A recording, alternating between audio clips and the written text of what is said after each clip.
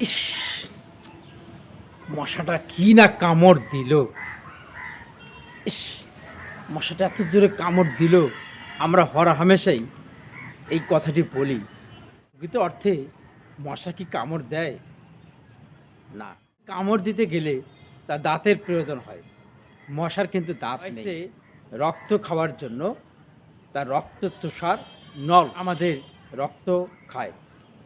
আরো একটি সঠিকভাবে বলতে গেলে স্ত্রী মশা আমাদের শরীর থেকে রক্ত চুষে মশার যখন খাবারের প্রয়োজন হয় তখন মশা এই রক্ত খাওয়ার জন্য আমাদের শরীরে বসে এবং আমাদের শরীরের মধ্যে অসংখ্য লোমকূপ রয়েছে।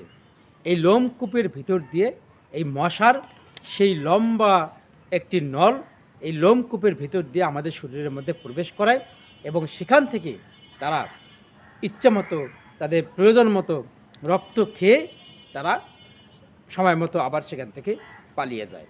আর তখনই আমাদের মনে হয় আমাদেরকে মশা কামড়া। আসলে মশা আমাদের শরীর থেকে রক্ত চুষে মাত্র।